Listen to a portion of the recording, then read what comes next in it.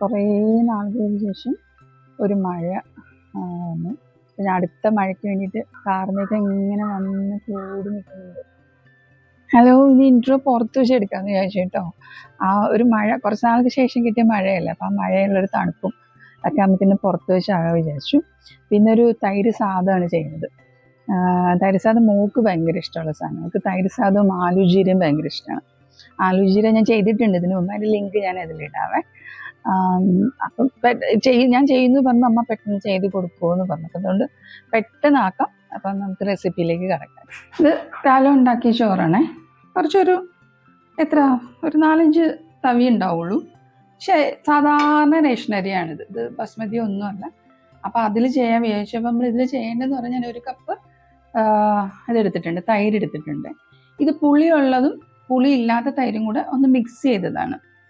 കുറച്ച് പുളി വേണം ഇതിന്, എന്നാൽ അധികം അങ്ങ് പുളിയാകാനും പാടില്ല. അപ്പം രണ്ടും കൂടെ മിക്സ് ചെയ്തെടുത്തതാണ്.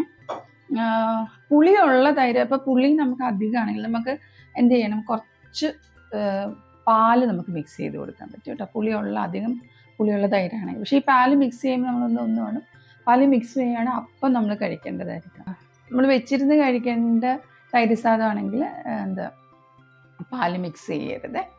പിന്നെ അതിന് വേണ്ട സാധനങ്ങൾ പല രീതിയിൽ ഉണ്ടാക്കാറുണ്ട്.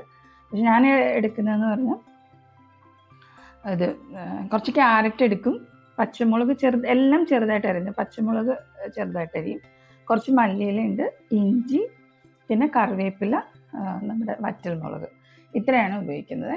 കറിവേപ്പില നിങ്ങൾക്ക് അരിഞ്ഞിട്ട് ചോറിലും ആഡ് ചെയ്യാം, ഇല്ലാന്നുണ്ടെങ്കിൽ നമ്മൾ താളിച്ച് ചേർക്കുമ്പം അതിലും കറിവേപ്പില ചേർക്കാം കേട്ടോ. ഒരു കാര്യം മറന്നു പോയിട്ടുണ്ടായിരുന്നു കേട്ടോ, ഞാൻ കുറച്ച് നമ്മുടെ ബട്ടർ ചേർക്കാറുണ്ട് കേട്ടോ. ബട്ടർ ഒരു ക്യൂബ് ബട്ടർ എടുത്തിട്ടുണ്ട്, അതും കൂടെ നമ്മൾ ചോറിൽ ആഡ് ചെയ്ത് കൊടുക്കും. അപ്പം നമുക്ക് എങ്ങനെയാണ് ചെയ്യുന്നത് നമുക്ക് പറഞ്ഞുകൊണ്ട് ഇങ്ങനെ ഞാൻ എപ്പോഴും തിരിച്ചാ പറയുക, ചെയ്തോണ്ട് പറയാം, അതോ പറഞ്ഞുകൊണ്ട് ചെയ്യാവോ? എന്തായാലും നമുക്ക് എങ്ങനെയാണ് ചെയ്തത് നോക്കാം കേട്ടോ. ഞാൻ തൈര് നമ്മുടെ ചോറിൽ ആഡ് ചെയ്യുന്നുണ്ട്. എന്നിട്ട് ഇപ്പം കഴിക്കാനായതുകൊണ്ട് തന്നെ കുറച്ച് പാലും കൂടെ ആഡ് ചെയ്ത് കൊടുക്കുന്നുണ്ട് കേട്ടോ. ഒരു 2 ടീസ്പൂൺ പോലെ കുറച്ച് ഉപ്പിട്ടിട്ട് നമുക്ക് നോക്കാം കേട്ടോ എങ്ങനെയാണെന്നുള്ളത്. ഇത് നല്ലപോലെ ഒന്ന് യോജിപ്പിച്ച് വെക്കാം. നമുക്ക് ഉപ്പ് യോജിപ്പിച്ച് കഴിഞ്ഞിട്ട് നമ്മുടെ കയ്യിലിരിക്കുന്ന ബട്ടറല്ലേ, അതൊരു തവിയിലേക്കോ, അതായത് ബേസിക്കലി അതൊന്ന് മെൽറ്റായിട്ട് കിട്ടണം. അപ്പം ഞാനിപ്പോൾ ഒരു ചെറിയ തവിയാണ് എടുത്തേക്കുന്നത്, അതിലേക്ക് ആ ബട്ടർ മാറ്റിയിട്ട് ഒന്ന് ചൂടാക്കി ഒന്ന് മെൽറ്റാക്കി എടുക്കാം കേട്ടോ. തീ കുറച്ചിട്ടിരുന്നാൽ മതി. എന്നിട്ടൊന്ന് ദൂരത്ത് പിടിച്ചോ. മെൽറ്റായ ബട്ടർ നമ്മൾ ഈ നമ്മുടെ കുഴച്ച് വെച്ചേക്കുന്ന ചോറിൻ്റെയും തൈരിൻ്റെയും കൂടെ ചേർത്ത് നല്ലപോലെ യോജിച്ച് കൊടുക്കാം കേട്ടോ. കുറച്ച് പച്ചമുളക്, കുറച്ച് ഇഞ്ചി, നമ്മുടെ ക്യാരറ്റ്, ചെറുതായിട്ട് അരിഞ്ഞ മല്ലിയില കേട്ടോ, ഇത്രയും ചേർക്കുക. അതാണ് ആ ബട്ടർ നല്ലപോലെ ചേർത്ത് ഇളക്കിയിട്ട് വേണം ഇത് ചേർത്ത് കൊടുക്കാനേ. നമുക്ക് താളിച്ച് ചേർക്കാം കേട്ടോ. എനിക്ക് ഈ തൈര് സാധത്തിലേ കുറച്ചധികം കടുക് കിടക്കുന്ന കാണാൻ ഇഷ്ടമേ. കറിവേപ്പില ഇട്ട് കൊടുക്കാം, വറ്റൽമുളക് ഇടാം. പിന്നെ കടുക് അങ്ങ് കരിഞ്ഞു പോകാതെ നോക്കണം, കാരണം ചോറിൻ്റെ കൂടെ കഴിക്കാനുള്ളതല്ലേ. അപ്പോൾ അതൊന്ന് പൊട്ടി കഴിയുമ്പോൾ നമുക്ക് ഓഫ് ചെയ്യാം. പിന്നെ മല്ലിയിലയും നമ്മുടെ ക്യാരറ്റും ഇല്ലേ, കുറച്ച് മാറ്റി വെക്കണം കേട്ടോ, അവസാനം ഒന്ന് ഗാർണിഷ് ചെയ്ത് കൊടുക്കാൻ വേണ്ടിയിട്ട് കേട്ടോ. മല്ലിയില അധികം ഇഷ്ടമില്ലാത്തവരാണെങ്കിൽ, ടേസ്റ്റ് ഇഷ്ടമില്ലാത്തവരാണെങ്കിൽ മല്ലിയിലയുടെ അളവ് കുറയ്ക്കാം. എനിക്കറിയാം, ഞാൻ എല്ലാ വീഡിയോയിലും പറയുന്ന പോലെ മല്ലിയില എനിക്ക് ഭയങ്കര ഇഷ്ടമായതുകൊണ്ടാണ് ഞാൻ നല്ല ഉപയോഗിക്കുന്നത്. നമുക്ക് താളിച്ച് വെച്ചതും നമ്മുടെ തൈര് സാദത്തിലേക്ക് ചേർത്ത് കൊടുക്കാം. നമ്മുടെ തൈര് സാദം റെഡി ആയിട്ടുണ്ട് കേട്ടോ. നിങ്ങൾക്ക് ഇതും ഞാൻ പറഞ്ഞില്ല ആലുജീര ഇഷ്ടം.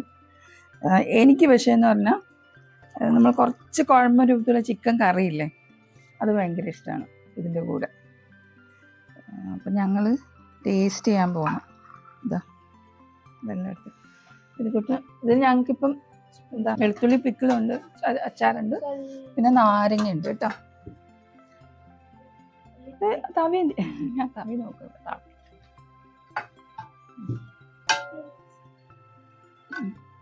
പപ്പടം എടുത്ത്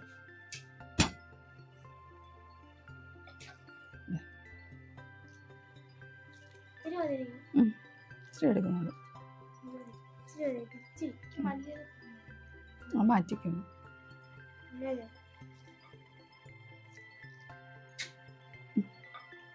ഓർക്കുന്നു. അച്ചാർ വേണോ? ദാനപ്പന് അച്ചാർ ഞാൻ കുറച്ച് അച്ചാർ എടുക്കുന്നുണ്ട് കേട്ടോ. ഏത് വെളുത്തുള്ളിയാ? ഇത് മോക്ക് വെളുത്തുള്ളിയാണ് ഇഷ്ടം. അച്ചാർ വെളുത്തുള്ളി മാത്രം.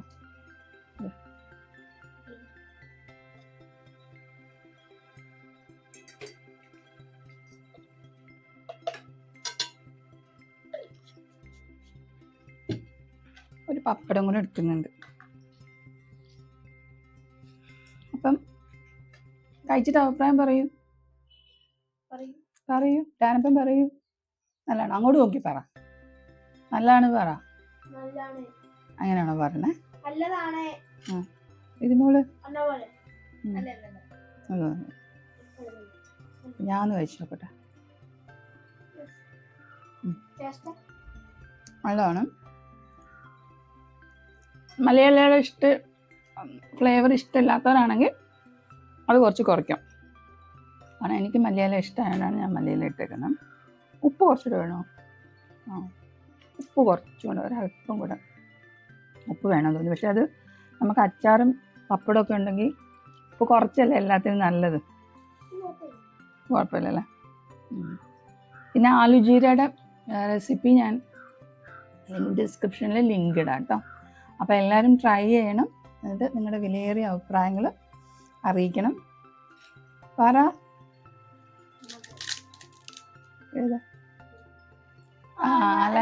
നീ പറ. എല്ലാവരും പറയണോ? ഓക്കെ. അപ്പം എല്ലാവരും ലൈക്ക് ഒരുമിച്ചാണോ? Ready 1 3 start. ലൈക്ക് ചെയ്യണം. അങ്ങനെ വേണം. Like, share and subscribe. അപ്പോൾ അടുത്ത വീഡിയോയിൽ കാണുന്നവരെ ബൈ ബൈ. ഒരു പനി വന്നിട്ട് ഇതുവരെയും തൊണ്ട ശരിയായിട്ടില്ല. ഇപ്പോഴും അതിൻ്റെ തൊണ്ട അടപ്പാണ്. പനിയൊക്കെ വരാതെ എല്ലാവരും നോക്കിക്കൊള്ളുക. അപ്പോൾ നെക്സ്റ്റ് വീഡിയോ എല്ലാവരും കാണണം. ടാറ്റാ.